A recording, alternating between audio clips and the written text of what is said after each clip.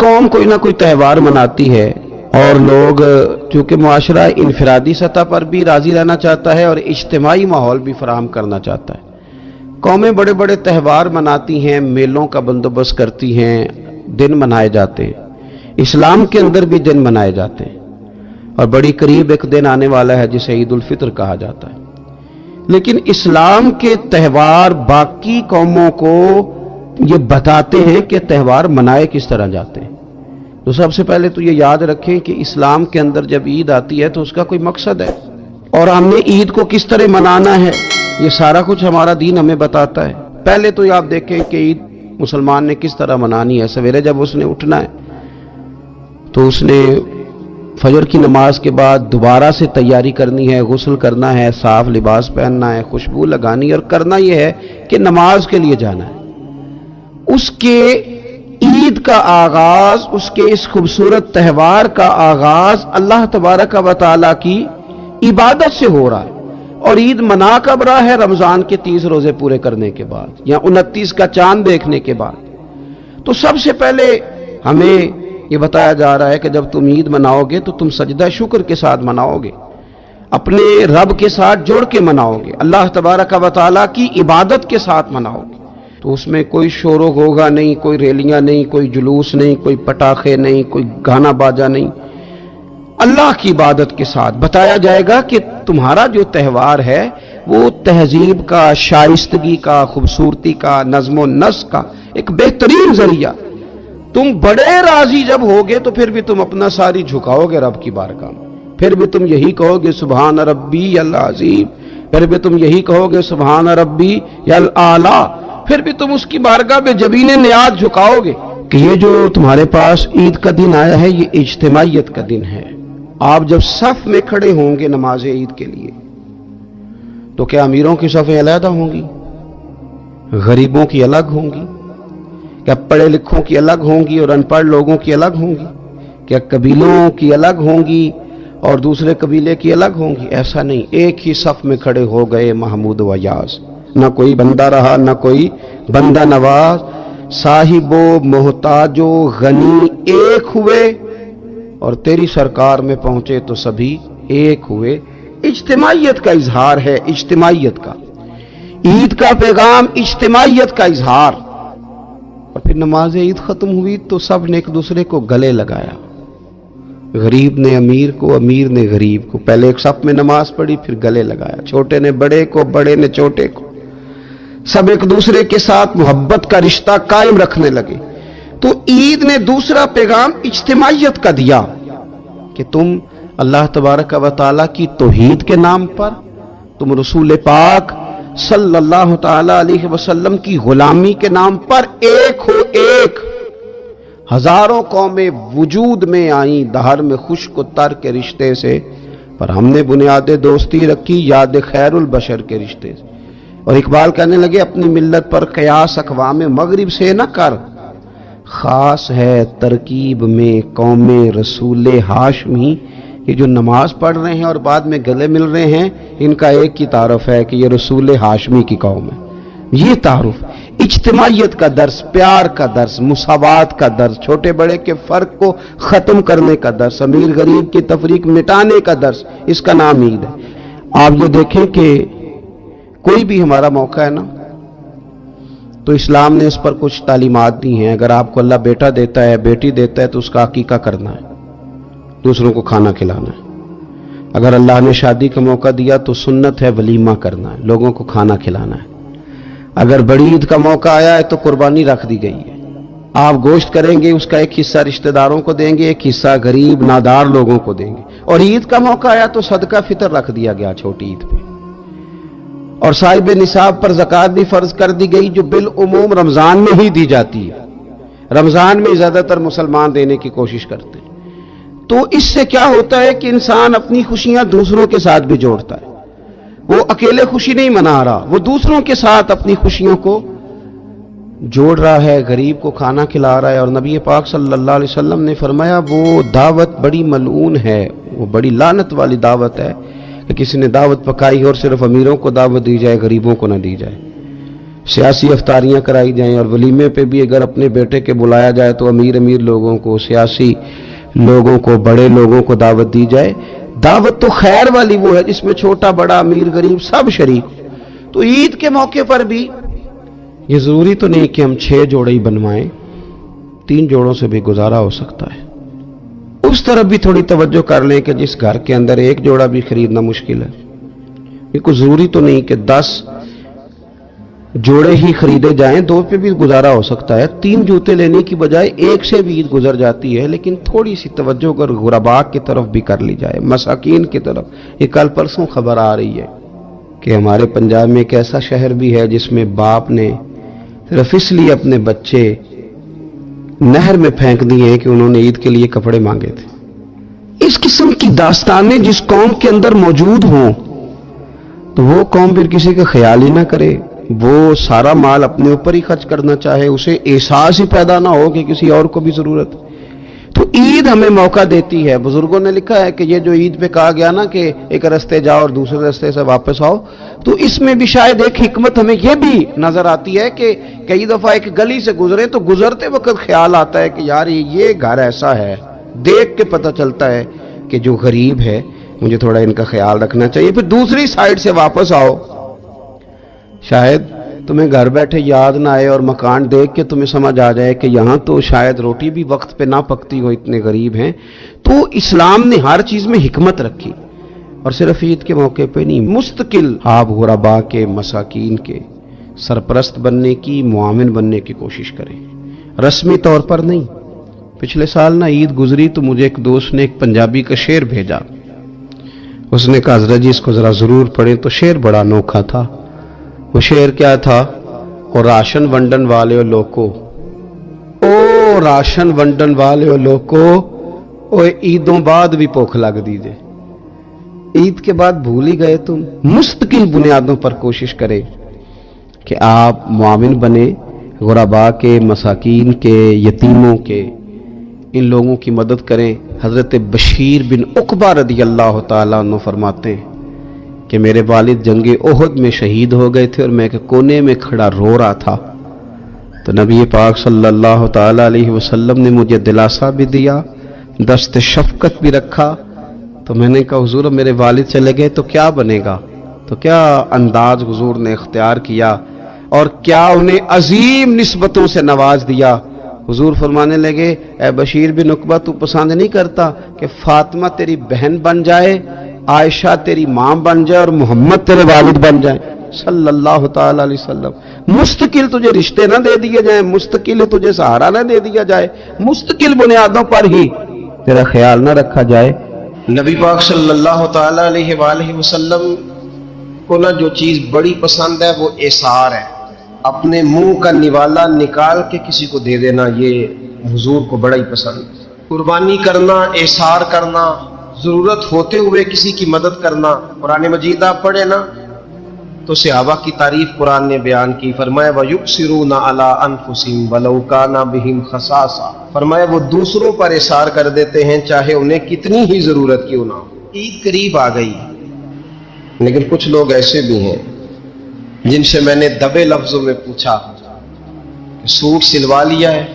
उन्होंने जब ये कहा ना कि दुकानें ही नहीं सही तरीके से खुली, तो वो ना उनकी झुकी झुकी आंखें बताती थीं कि दुकान पे जाने के पैसे कोई नहीं पास। एक शायर था तो वो कहता है कि मैं खिलौनों की दुकान के पास से गुजरा, मैं भी साथ था, मेरा बेटा भी और मेरा पोता भी। तो मेरा पोता जिद करने लगा कि खिलौना लेना है, तो मेरे बेटे ने बड़ा समझाया नहीं लेना नहीं लेना, पर बच्चे ने जिद नहीं छोड़ी। बाप ने मारा भी, डांटा भी, पर उसने कहा नहीं मैंने खिलौना लेना है। तो जब मेरा बेटा नहीं मान रहा था तो मैंने फिर उसको कहा, मैं मिसाल दे रहा हूं, पस मंजर कुछ यूं बना होगा। उसने कहा कि तुम खिलौने की दुकानों के पास से क्यों गुजरे? ये बच्चे की जिद है, ये समझौता नहीं करती। ये बच्चों की जिद है, ये समझौता। और वो आज भी दोपहर में बच्चों को सुला देती है इस डर से कि गली में फिर कहीं खिलौने बेचने वाला ना आ जाए। सिर्फ मेरी गुजारिश इतनी है कि 3 जोड़े बनवाले वाला एक बनवा ले, और थोड़ा थोड़ा ना एसार का जज्बा, गरीबों का ईद पर खुसूसी ख्याल। अमीरों ने सारा महीना गोश्त खाया है और बड़ा दब के खाया। तो नबी पाक की उम्मत से प्यार करे ना, रसूल पाक उससे बड़ा प्यार करते हैं। इस तरह करना, ईद पे गोश्त का आर्डर देना, लेकिन एक दिन अपने घर पका लेना और कोशिश करना कि दाएं बाएं जहां गोश्त नहीं ना जाता, थोड़ा थोड़ा वहां भी सिर्फ छोटे छोटे खर्चे अपने कम करके, तो वो फिर भी जेब में नहीं रखने, वो थोड़ा सा ना इजहार इस ईद पे बड़ा जरूरी हो गया। हाँ, कुछ है ऐसे ही खा। अब यकीन करें, गांव में फिर भी कुछ लोग ऐसे हैं जो ख्याल कर लेते हैं। शहरों में चूंकि हम एक दूसरे का हाल भी नहीं पूछते, आज भी गांव में कुछ कच्चे मकानों वाले अपने हमसाए के घर फाका नहीं होने देते। थोड़ी थोड़ी ये अपील है, मेरी खास अपील है, याद रखना। थोड़ा सा, मेरा एक दोस्त से बड़ा ही प्यार है, बड़ा ही, मुझे बड़ी मोहब्बत है। मैं जरूरी तो नहीं हर बंदे के मुंह पे कहा जाए। उनकी बेटियां काम करती हैं। मुझे एक सुबह उन्होंने बताया कि बच्चियां काम पे जाती है, तो मैं फजर के बाद सोता हूं। उस दिन मैं सो नहीं सका, बड़ा मैं अजियत में आ गया। मैंने कहा कि बेटियां तो मेरी भी है ना, तो इसलिए ये थोड़ा सा ना मेहरबानी करें, खुदारा थोड़ा सा ना उम्मत का दर्द भी महसूस करें। बड़ी बड़ी सोसाइटियां तो थोड़ी हैं, ज्यादा लोग तो अभी भी कच्चे मकानों में हैं, तो मेहरबानी करें थोड़ा सा इन लोगों का इस ईद पे जरूर ख्याल करें। आज 21 रमजान को मेरे अब्बा जी फौत हुए थे, आज के दिन। आज उनको 19 साल हो गए। अब 19 साल पहले मैं कहां था, आप सोच सकते हैं। तो मैंने बड़े उनके जाने के बाद रातें भी देखी हैं, और मैंने उनके जाने के बाद बड़े कठिन मामलात भी देखे हैं। तो मैंने ये जायका चखा है, मुझे पता है कि ये जो गरीबी का और यतीमी का रंग होता है, इसकी असल शक्ल क्या है, वो मैंने असल शक्ल देखी है। तो मैं इसके मद्दोजर से मैं वाकिफ हूं, मुझे इसका पता है। तो मेहरबानी फरमाएं, आपसे मेरी ये दर्दमंदाना अपील है कि थोड़ा थोड़ा दाएं बाएं जरूर तवज्जो कीजिएगा। हजरत बाजिद बुस्तामी फरमाया करते थे, जिसने हमारी चुप से कुछ नहीं सीखा, उसने हमारी तकरीर से क्या सीखना है। अब थोड़ा सा ना इशारों की बोली भी समझें। अब थोड़ा सा ये भी हो कि बस बात पूरी होने ना पाए और इंसान की रग़बत अमल की तरफ बढ़ जाए। ये मिजाज हमें दिया है। अब तो भाई आ जाएं, आप सुबह भी तकरीर कर दें, दोपहर को भी तकरीर कर दें, शाम को भी तकरीर कर दें, तो फिर ये भी होता है कि जनाब वो बयान आपने जो सुनाया था ना, वो जरा दोबारा सुना दें। तो मैं कहता हूं पहले सुनने पर अमल हो गया तो न करें। अब हमें थोड़ी बातें सीख कर उन पर अमल करना है और आगे बढ़ना है। बड़ी सादी बात मेरे अब्बा जी बताया करते थे। वाला साहब कहते हैं कि एक देहाती बंदा ना चला गया वो किसी मौलवी साहब की तकरीर सुनने। तो उस जमाने में आपको पता है ये वाशरूम का मुरव्वजा निज़ाम नहीं होता था, तो लोग खेतों में दूसरी जगहों पे पेशाब के लिए जाते थे। तो मौलाना ने एक एहतियात बयान की। वो कहने लगे कि पेशाब सख्त जगह पे ना करो, जमीन पे बैठकर, वरना पेशाब के चींटे उड़ेंगे, कपड़ों पे पड़ेंगे, और हदीस में सख्त हुक्म है इस मसले। तो कोई नरम जगह हो ऐसी जहां पेशाब करें, छींटे ना उड़ें। वो बंदा अमल करने वाला था ना, उसने मेरी तकरीर सुन के सर धुन के जाना नहीं था। उसने इतनी सारी रेत ले ली, कपड़े में बांध ली, और वो उसने कंधे पे रखी हुई है। जहां पेशाब का वक्त आता पहले रेत बिछाता, फिर पेशाब करता ताकि मेरे कपड़ों पे ना पड़े। एक साहब ने उसे कहा कोई हफ्ते बाद चलो बयान सुनने चलें, तो कहने लगा मैं पहले पे अमल कर लूं, यही बड़ा है। मैंने तो इतनी सारी रेत, कंधा थक गया है मेरा, उस दिन से उठाई है, तो मैं नहीं चाहता कि नहीं भी सुनूं तो किसी और जगह में। ये तफरीह तबाह के लिए बात को ना समझें। उस सादे आदमी ने जो हमें समझाया, मुझे और आपको, उस पर गौर करें कि कल भी सुना था, परसों भी सुना था, पीर साहब ने तरसों भी कहा था, शेख ने परसों भी कहा था, पिछले हफ्ते भी कहा था। तूने अगर शेख की भी नहीं सुनी, उस्ताद की भी नहीं सुनी, पीर की भी नहीं सुनी, और इस दौर के पीर जो सही काम करने वाले हैं, उस्ताद जो सही काम करने मजबूर हो गए हैं बेचारे, कहते हैं किसकी तरबियत करें। किस दर्द से कहा था हजरत सुल्तान बाहू ने, वो कहते हैं और रब दा तालब कोई भी नहीं मिलया, इते जो मिले तालब ज़रदा हो। یہ تو آئے ہیں کاروبار سیدھا کرنے, فوٹو کھنچوانے, فلاں کام کے لیے. یہ تو وہ جو ہم دینا چاہتے ہیں اس کا تو مزاج ہی نہیں. پہلے بھی میں نے کہا تھا, پھر کہتا ہوں, مجھے شوق نہیں ہے. خدا مجھے معاف کر دے اس دن سے پہلے جس دن یہ شوق ہو کہ میں سویرے جاؤں گا تو نوٹ لاؤں گا, تو شام جاؤں گا تو نوٹ لاؤں گا. یہ شوق نہیں ہے, طبیعت نہیں ہے, من نہیں چاہتا. لیکن یہ کہ یہاں بھی آ جائیں خطاب کر دیں, یہاں بھی, او خدا کے بندو, ہم کہاں اس قابل ہیں ہم خطاب کریں. ہم نے تو نا جی ایک اذان دینی شروع کی ہوئی, صبح و شام ایک اذان پڑھتے ہیں, ہے یہ پیغام حضرت احمد رضا کہ بارگاہ نبی کے رہو با وفا. ہم تو کہتے ہیں ادھر آ جاؤ, ٹھوکریں کھاتے پھرو گے ان کے در پہ آ پڑو, قافلہ تو اے رضا اول گیا آخر گیا. ہم تو کہتے ہیں ادھر آؤ, اللہ رسول کی بارگاہ کی طرف رجوع کرو. اور وہ ایک جملے پہ اگر تو عمل ہو گیا, پیار سے باتیں کرتا رہتا ہوں, سب کے ساتھ نہیں کرتا, جس کا مجھے پتا ہو کہ یہ تھوڑا سہ لے گا. ایک دوست نے مجھے کہا کہ میں تو آتا ہوں تو مجھے علاقے کے لوگ کہتے ہیں ان کو بلاؤ, تو میں کہتا ہوں پورا عمل کرنا میری غلط ہے, تو پھر میں باقیوں کو بھی لگا جاؤں گا. تو اگر تیرا ہی عمل نہیں ہو سکا تو باقیوں کو میں نے جا کے کیا سمجھانا ہے. تو ایک تو آج کی جو رات ہے, اس سے پہلے اپنے اعمال کی طرف میں اکثر کہتا رہتا ہوں کہ شب برات پہ ہر مسجد سے زور زور سے رونے کی آواز آتی, آنی بھی چاہیے. شب قدر پہ آتی ہے, عمرے پہ جاتے وقت لوگ معافیاں مانگتے ہیں, حج پہ جاتے وقت, اور کروڑوں لوگ یہ کام کرتے ہیں سال میں. اگر 25 لاکھ 26 لاکھ آدمی یا 50 لاکھ آدمی حج کرتا ہے اور وہ جانے سے پہلے معافی مانگ کے گیا, توبہ کر کے گیا ہے, اور کروڑوں لوگ ہیں جو شب قدر میں ہیں, شب برات میں ہیں, اور انہوں نے کھول کے توبہ کی ہے, تو پھر میرے بھائی سویرے کرپشن ختم ہونی چاہیے نا ملک سے. سویرے 75% جھوٹ ختم ہونا چاہیے نا. ساری رات تو لوگوں نے توبہ کی تھی. صبح 80% حقوق العباد کا مسئلہ حل ہونا چاہیے تھا کہ نہیں ہونا چاہیے. صبح ملاوٹ بہت حد تک ملک سے ختم ہونی چاہیے. تو کیا ہم نے سمجھ لیا ہے, ہم نے یہ سمجھا ہے کہ شب برات پہ بھی بس ایک رسم ادا کرو, آؤ تھوڑی توبہ کرو چھٹی کر جاؤ, آئیے شب قدر تو توبہ کرو چھٹی کر جاؤ.